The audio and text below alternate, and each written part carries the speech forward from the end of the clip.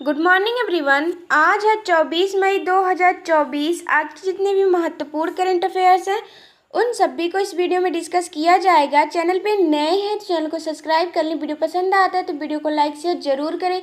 ये वीडियो आने वाले सभी एग्जाम के लिए इम्पॉर्टेंट होगा जिसमें करंट अफेयर्स पूछा जाता है। अगर आप डेली करंट अफेयर्स का टेस्ट देना चाहते हैं तो आप हमारे टेलीग्राम ग्रुप से जुड़ के सुबह 9 बजे डेली करंट अफेयर्स का टेस्ट दे सकते हैं। तो चलिए शुरुआत करते हैं और देखते हैं आज का प्रश्न नंबर पहला है, हाल ही में कौन सा देश अंतर्राष्ट्रीय सौर गठबंधन ISA का 99वां सदस्य बना है? ऑप्शन ए है पुर्तगाल, बी है रोमानिया, सी है स्पेन, डी है डेनमार्क। इसका राइट आंसर है ऑप्शन सी स्पेन।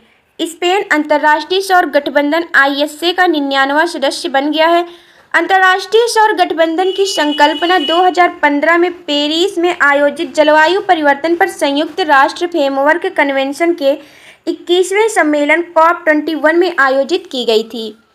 30 नवंबर 2015 को भारत और फ्रांस द्वारा संयुक्त रूप से अंतर्राष्ट्रीय सौर गठबंधन का शुभारंभ किया गया था। अंतर्राष्ट्रीय सौर गठबंधन का मुख्यालय हरियाणा के गुरुग्राम में स्थित है। नेक्स्ट है प्रश्न नंबर दूसरा है, हाल ही में शाह पुरस्कार से किसे सम्मानित किया गया है? ऑप्शन ए है प्रो एस रमन, बी है प्रो रमन मित्तल, सी है प्रो गुरुचरण दास, डी है प्रो श्रीनिवास आर कुलकर्णी। इसका राइट आंसर है option D, prof Srinivas R Kulkarni को शाह पुरस्कार से सम्मानित किया गया है।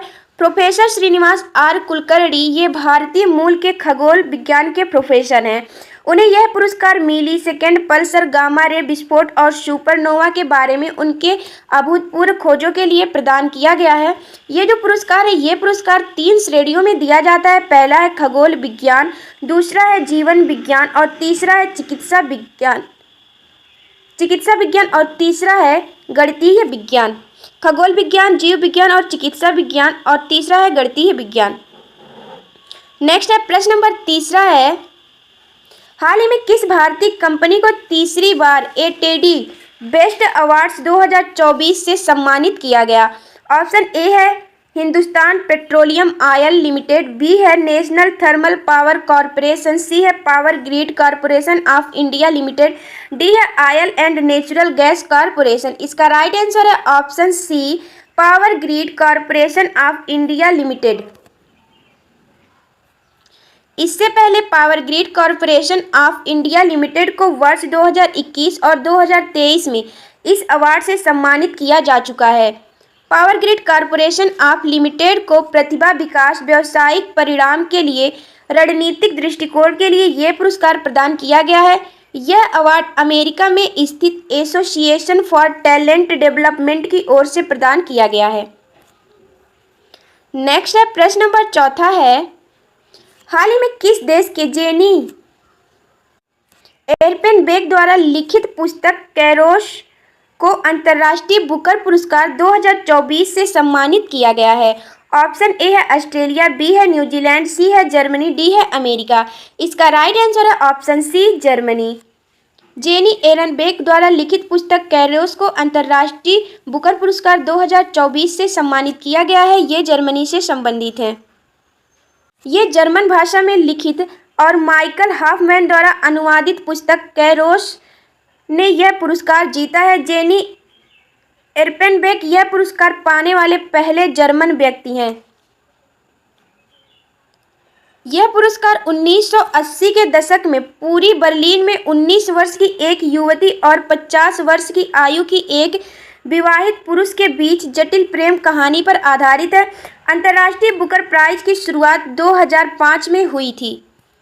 यह पुरस्कार अंग्रेजी में अनुवादित तथा यूनाइटेड किंगडम या आयरलैंड में प्रकाशित सर्वश्रेष्ठ पुस्तक के लिए प्रदान की जाती है। नेक्स्ट है प्रश्न नंबर 5वां है, हाल ही में international dialogue on mountains people and climate change का आयोजन कहाँ किया गया? ऑप्शन ए है नई दिल्ली, बी है काठमांडू, सी है कोलंबो, डी है बैंकॉक। इसका राइट आंसर है ऑप्शन बी, नेपाल के काठमांडू में international dialogue on mountain people and climate change का आयोजन किया गया है।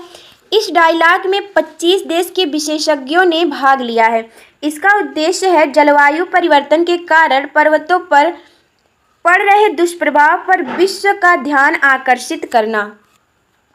नेक्स्ट है प्रश्न नंबर 6वां है, हाल ही में water for shared prosperity report किस अंतर्राष्ट्रीय संगठन द्वारा जारी किया गया? ऑप्शन ए है संयुक्त राष्ट्र विकास कार्यक्रम, बी संयुक्त राष्ट्र पर्यावरण कार्यक्रम, सी विश्व बैंक, डी आर्थिक मंच। इसका जो राइट आंसर है विश्व bank. Water for shared prosperity report अंतर्राष्ट्रीय संगठन विश्व बैंक के द्वारा जारी किया गया है। इस रिपोर्ट के अनुसार जनसंख्या वृद्धि, शहरीकरण और जलवायु परिवर्तन के चलते वैश्विक स्तर पर सभी को समान रूप से जल उपलब्ध नहीं हो रहा है। रिपोर्ट के अनुसार वैश्विक स्तर पर लगभग 450 मिलियन लोग चरम गरीबी से ग्रस्त हैं और जल की कम उपलब्धता वाले क्षेत्र में रहते हैं। नेक्स्ट है प्रश्न नंबर 7वां है, हाल ही में ऑक्सफोर्ड इकोनॉमिक्स द्वारा जारी ऑक्सफोर्ड ग्लोबल सिटीज इंडेक्स 2024 में कौन सा शहर शीर्ष स्थान पर रहा? ऑप्शन ए है लंदन, बी है बीजिंग, सी है बैंकॉक, डी है न्यूयॉर्क। इसका राइट आंसर है option D New York. Oxford economics द्वारा जारी ऑक्सफोर्ड ग्लोबल सिटीज इंडेक्स 2024 में न्यूयॉर्क शहर शीर्ष स्थान पर रहा है। इस इंडेक्स में 163 देश के 1000 सबसे बड़े शहरों को रैंक प्रदान की गई है। इस इंडेक्स में विश्व के शीर्ष 3 शहर इस प्रकार हैं। पहला है न्यूयॉर्क, दूसरा है लंदन, तीसरा है सेंट जोस। इस इंडेक्स में 3 भारतीय शहर इस प्रकार हैं, दिल्ली है 350वां रैंक, बेंगलुरु है 411वां रैंक, मुंबई है 427वां रैंक। इस इंडेक्स में उत्तर प्रदेश का सुल्तानपुर शहर 1000वें स्थान पर है। नेक्स्ट है प्रश्न नंबर 8वां है। हाल ही में फेथिरोस्पर्मम लुसाइओरम नामक एक दुर्लभ अर्धपरजीवी पौधा किस राज्य में खोजा गया है? ऑप्शन ए है मणिपुर, बी है मिजोरम, सी है कर्नाटक, डी है असम। इसका राइट आंसर है ऑप्शन बी मिजोरम में। हाल ही में फेथिरोस्पर्मम लुसाइओरम नामक एक दुर्लभ अर्धपरजीवी पौधा मिजोरम में खोजा गया है। ये मिजोरम के फॉगपुई राष्ट्रीय उद्यान में खोजा गया है। इसका नाम लुसाई जनजाति के नाम पर रखा गया है। नेक्स्ट है प्रश्न नंबर 9वां है, हाल ही में भारतीय वायुसेना की पहली आपातकालीन चिकित्सा प्रतिक्रिया प्रणाली का उद्घाटन किस शहर के कमांड हॉस्पिटल एयरफोर्स में किया गया? ऑप्शन ए है नई दिल्ली, बी है पुणे, सी है अहमदाबाद, डी है बंगलुरु। इसका राइट आंसर है ऑप्शन डी बंगलुरु में। भारतीय वायुसेना की पहली आपातकालीन चिकित्सा प्रतिक्रिया प्रणाली का उद्घाटन बेंगलुरु शहर के कमांड हॉस्पिटल एयरफोर्स में किया गया है। यह प्रणाली पूरे देश में भारतीय वायुसेना की सेवा के लिए अपनी तरह के लिए पहली 24 घंटे और 7 दिन टेलीफोन चिकित्सा हेल्पलाइन है।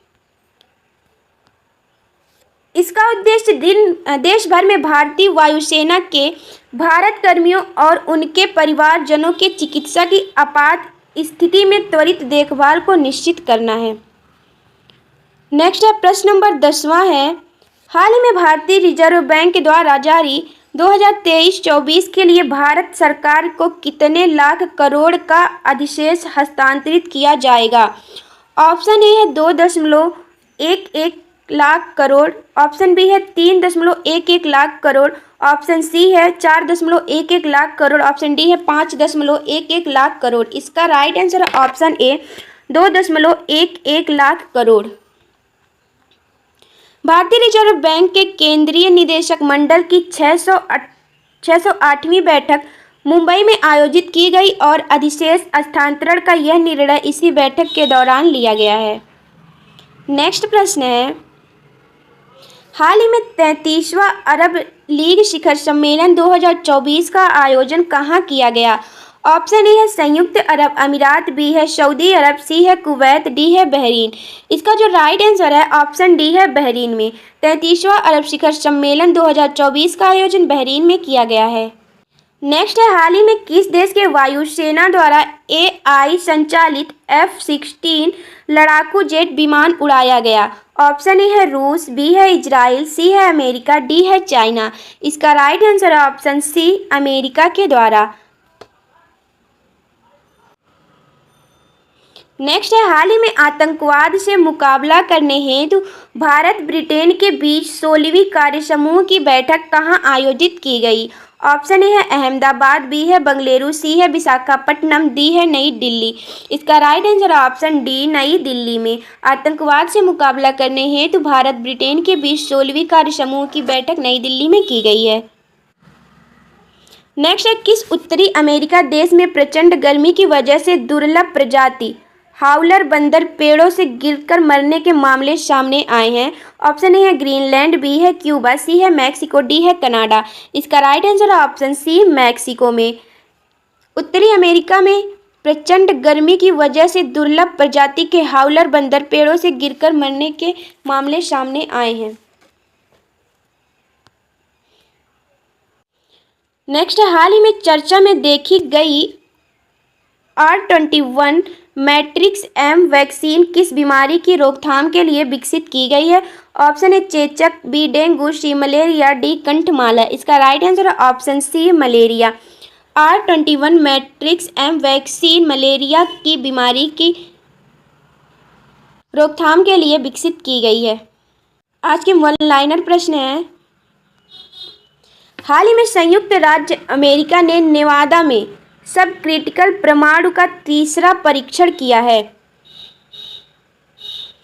ज्योतिरादित्य 55 वर्ष की आयु में माउंट एवरेस्ट की चोटी पर पहुंची और ऐसा करने वाली वह सबसे वृद्ध भारतीय महिला बन गई हैं। उन्होंने संगीता बहल का पिछला रिकॉर्ड तोड़ा है। ज्योतिरादित्य जो है ये मध्य प्रदेश से संबंधित हैं। नेक्स्ट है, 2026 और 2029 AFC महिला एशियाई कप के लिए ऑस्ट्रेलिया और उज्बेकिस्तान दो देशों को मेजबान के रूप में पुष्टि की गई है।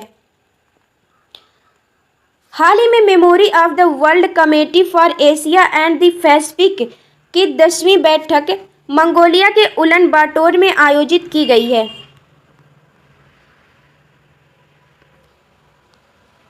सिक्किम राज्य सरकार ने पूरे राज्य में AI संचालित यातायात प्रबंधन प्रणाली लागू करने की अनुमति प्रदान की है। 5 जून 2024 को गंगा और उसकी सहायक नदियों को लक्षित कर प्लास्टिक मुक्त नदी अभियान 7 राज्यों में शुरू किया जाएगा। कुछ महत्वपूर्ण प्रश्नों का रिवीजन कर लेते हैं। हाल ही में पहले महासागर दशक सम्मेलन 2024 का आयोजन कहाँ किया गया? आंसर है बार्सिलोना में। महासागर दशक सम्मेलन 2024 का आयोजन बार्सिलोना में किया गया है। अप्रैल 2024 में किस मंत्रालय द्वारा आधारशिला पाठ्यक्रम लॉन्च किया गया? आंसर है केंद्रीय महिला एवं बाल विकास मंत्रालय के द्वारा आधारशिला पाठ्यक्रम लॉन्च किया गया है। नेक्स्ट प्रश्न है,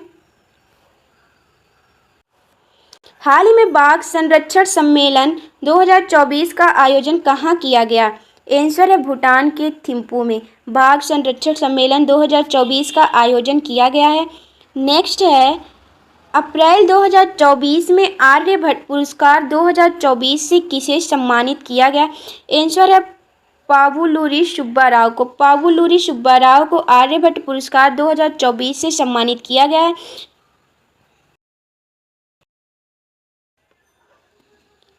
इस प्रश्न का आंसर आप सभी को कमेंट बॉक्स में बताना है। हाल ही में भारतीय सेवा द्वारा दुनिया की सबसे ऊंची टैंक मरम्मत सुविधा की स्थापना कहाँ की गई है? ऑप्शन है लद्दाख, बी है सिक्किम, सी है अरुणाचल प्रदेश, डी है जम्मू कश्मीर। इस प्रश्न का आंसर आप सभी को कमेंट बॉक्स में बताना है। वीडियो पसंद आया तो वीडियो को लाइक करें, चैनल को सब्सक्राइब करें। डेली करंट अफेयर्स के लिए आप हमारे टेलीग्राम ग्रुप से जुड़ सकते हैं, जिसका लिंक आपको डिस्क्रिप्शन बॉक्स में मिल जाएगा।